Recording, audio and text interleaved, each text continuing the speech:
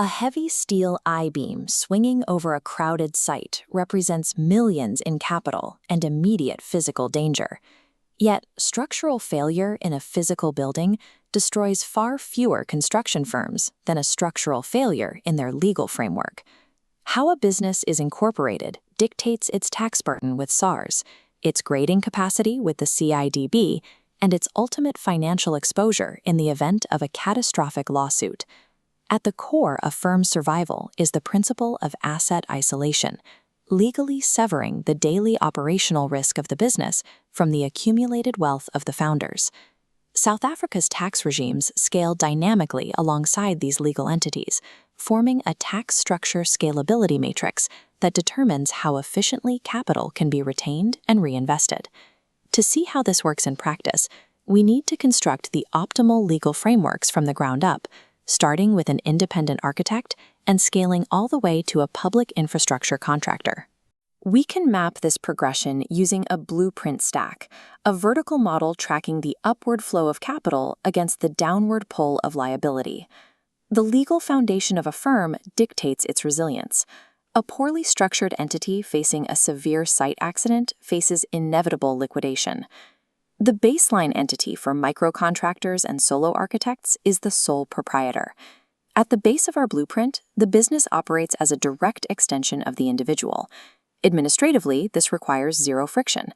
There is no statutory requirement to register with CIPC to begin trading. As this SARS documentation shows, a sole trader simply declares all business income annually on their personal income tax return, the ITR-12. But this simplicity carries a fatal flaw: unlimited liability. Because the business has no separate legal existence, risk from a project failure flows directly from the site into the owner's personal assets. A lawsuit against the firm is a lawsuit against the owner's house. When independent consultants merge their capacity, they typically form a partnership, expanding the risk footprint. Under South African law, partnerships carry the burden of joint and several liability. A financial failure by one partner immediately transfers the full weight of liability to the other. The Value-Added Tax Act explicitly codifies this danger. Section 53(3) makes every member of a partnership jointly and severally liable for the tax duties of the entire enterprise. Operating without a corporate veil at scale guarantees exposure. Personal assets must never underwrite construction risks. To sever that exposure, a firm must upgrade to a private company, a Pty Ltd. This creates a juristic person. In our blueprint, a heavy structural grid establishes an impenetrable legal barrier between the founders and daily operations. Barring reckless trading, creditors cannot pierce this corporate veil.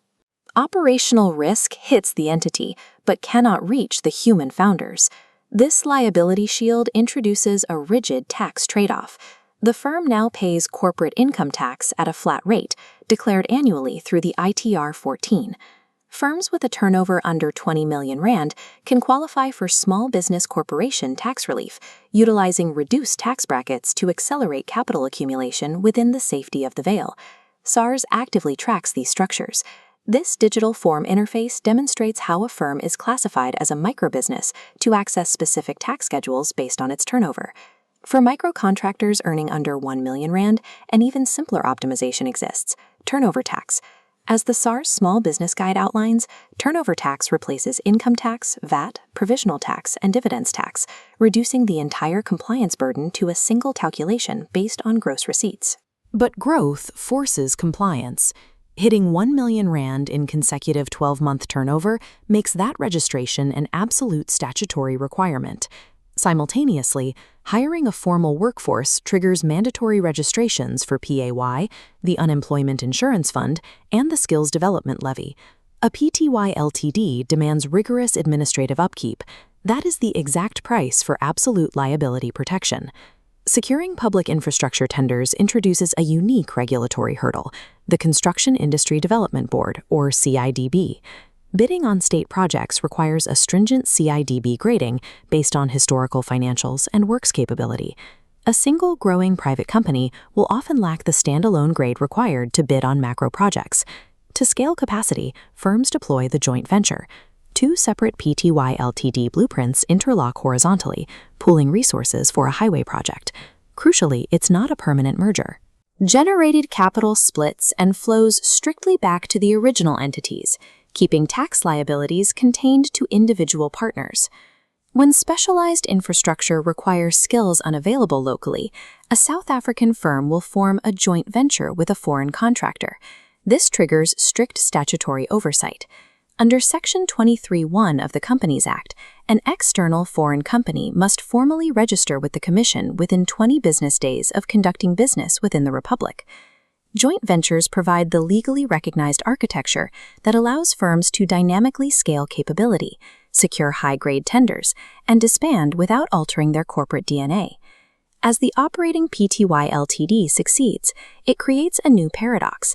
It now holds too much accumulated wealth inside a high-risk operational vessel. The principle of asset isolation dictates that operational danger and heavy assets must never share the same legal entity.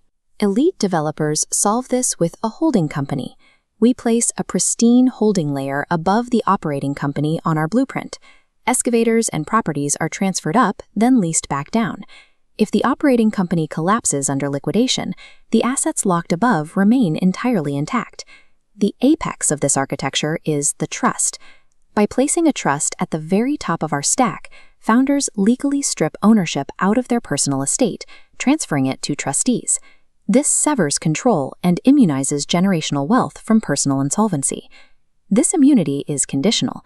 If a founder treats the trust like a personal bank account, they fall into the alter ego trap.